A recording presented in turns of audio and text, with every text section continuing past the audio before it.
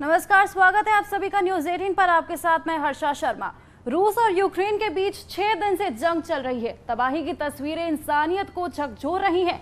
युद्ध की दहशत चारों ओर है। इस बीच एक तस्वीर ऐसी भी आई जो एक साथ कई संदेश दे रही है। यूक्रेन की एक महिला अपनी 6 साल की बच्ची को अपनी मां के पास छोड़कर लड़ने जाना चाहती है। मासूम बच्ची को कुछ पता नहीं कि क्या हो रहा है, वो बस इतना समझ पा रही है कि नानी के पास जाना है। हाथ में गुड़िया लिए हुए बच्ची के चेहरे की मासूमियत बिना कहे बहुत कुछ कह रही है। अब जरूरत इस मासूमियत को महसूस करने की है।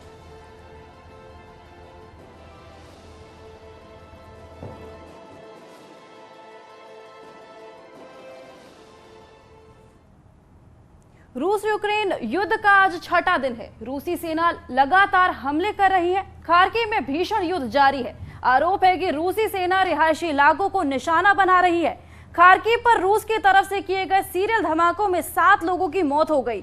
एक रोज पहले रूस ने खार्किव पर कब्जे का दावा किया था। इसके बाद वहां के गवर्नर ने यह दावा किया कि शहर पर एक बार फिर से यूक्रेन की सेना ने नियंत्रण पा लिया है, जिसके बाद खार्किव पर कब्जा जमाने के लिए रूस की सेना ने हवाई हमले और तेज कर दिए। वहीं यूक्रेन सेना का दावा है कि उन्होंने 5000 से ज्यादा रूसी सैनिकों को मार गिराया है। 29 लड़ाकू विमान, 29 हेलीकॉप्टर, 191 टैंक भी ध्वस्त किए गए। वहीं रूसी सेना का दावा है कि उन्होंने 800 से ज्यादा यूक्रेनी ठिकाने तबाह कर दिए, जिसमें 14 सैन्य हवाई क्षेत्र भी शामिल है।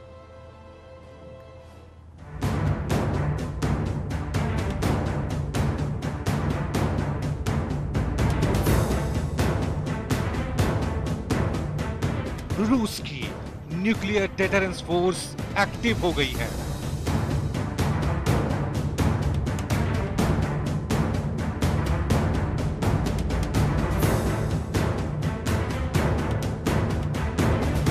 न्यूक्लियर डेटरेंस फोर्स परमाणु हमले का अभ्यास कर रही है।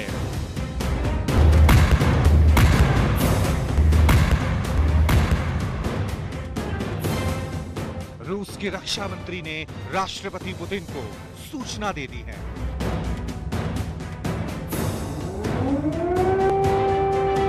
यह खबर रूसी मीडिया के हवाले से सामने आई है।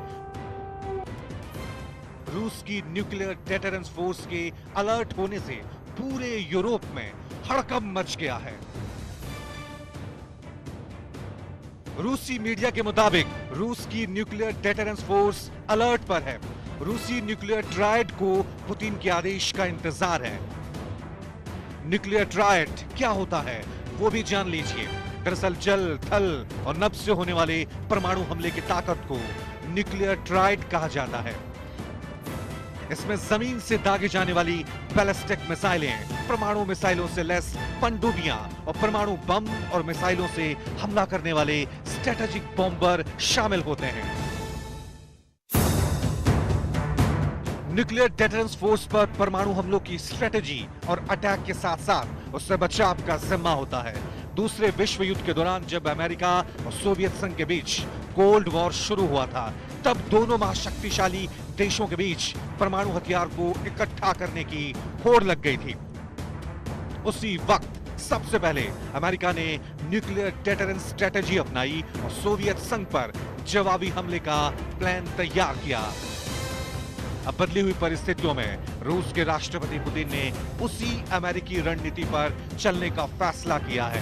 पुतिन ने चेतावनी दी है कि अगर अमेरिका या नाटो ने रूस की अर्थव्यवस्था पर भारी प्रतिबंध लगाया या यूक्रेन की सेना की मदद की, तो रूस उनके खिलाफ न्यूक्लियर डेटरेंस स्ट्रेटेजी का इस्तेमाल करेगा। यूक्रेन पर परमाणु हमले के खतरे के बीच अंतर्राष्ट्रीय परमाणु ऊर्जा एजेंसी यानी IAEA ने सभी पक्षों से यूक्रेन में परमाणु संयंत्रों को खतरा पैदा करने वाली किसी भी कार्रवाई से परहेज करने की अपील की है। हालांकि रूस जिस तेजी से यूक्रेन पर सैन्य दबाव बना रहा है और यूक्रेन हथियार डालने के लिए तैयार नहीं है, ऐसे में उस पर परमाणु हमले का खतरा मंडराने लगा है।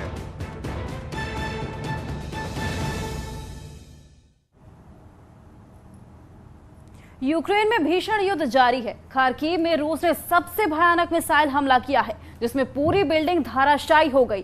खार्किव में कई बम धमाके हुए हैं। एक कारखाने को भी निशाना बनाया गया है। तबाही की तस्वीरें दिख रही हैं। वहीं ओखर्तिका में तबाह इमारत युद्ध का दर्द बयां कर रही है।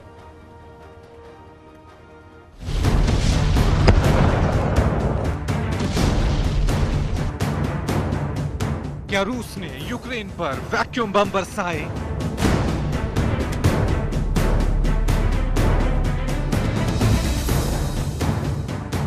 क्या रूस ने 7100 किलो के बम से हमला किया?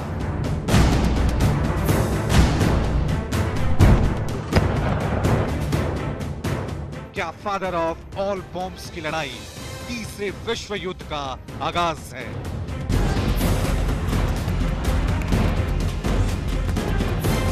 यूक्रेन के ओक्तिर्का के मेयर ने रूस पर बड़ा आरोप लगाया है। ओक्तिर्का के मेयर के मुताबिक रूस ने सोमवार को यूक्रेन पर वैक्यूम बम का इस्तेमाल किया, जबकि जेनेवा कन्वेंशन के तहत वैक्यूम बम का इस्तेमाल प्रतिबंधित है। न्यूक्लियर अटैक के खतरे के बीच वैक्यूम बम के हमले से यूक्रेन में हड़कंप मचा हुआ है। वैक्यूम बम बेहद खतरनाक थर्मोबैरिक हथियार होते हैं, जिससे विस्फोट के बाद बहुत सारे छोटे छोटे बम निकलते हैं और तबाही के दायरे को बढ़ाते हैं। वैक्यूम बम को फादर ऑफ ऑल बॉम्ब्स भी कहते हैं। इसकी भीषणता का अंदाजा इस बात से लगा सकते हैं कि इसके विस्फोट से 300 मीटर दायरे में किसी का बचना मुश्किल है। इसे परमाणु बम के बराबर का बम भी कह सकते हैं। इस बम में बारूद का इस्तेमाल नहीं होता है। ये बम उच्च दाब वाले विस्फोटक से भरे होते हैं। वैक्यूम बम वातावरण से ऑक्सीजन सोख लेते हैं। इसमें से अल्ट्रासोनिक शॉक वेव निकलती है। इस बम से 300 मीटर के दायरे में भयानक नुकसान पहुंचता है। ये 44 टन टीएनटी की ताकत वाला धमाका कर सकता है। इसका वजन 7100 किलोग्राम होता है। रूस और अमेरिका दोनों ही देशों के पास वैक्यूम बम मौजूद हैं। रूस ने इसे 2016 में सीरिया में इस्तेमाल किया था, जबकि अमेरिका ने 2003 में अफगानिस्तान में वैक्यूम बम से हमला किया था। लेकिन रूस और अमेरिका के पास जो वैक्यूम बम है उनमें थोड़ा अंतर है। रूस के पास 7100 किलोग्राम और अमेरिका के पास 9800 किलोग्राम की वैक्यूम बम है। रूस की वैक्यूम बम की क्षमता 40 टन टीएनटी और अमेरिका के वैक्यूम बम की क्षमता 11 टन टीएनटी है।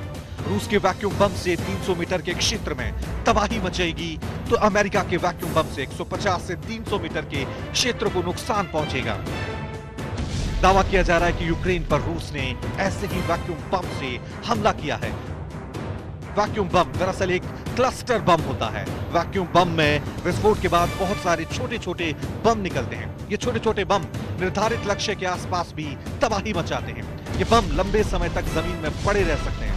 युद्ध खत्म हो जाने के बाद भी लोगों के वैक्यूम बम की चपेट में आने का खतरा रहता है। वक्त एक छोटे से ब्रेक का, कहीं मत जाइएगा।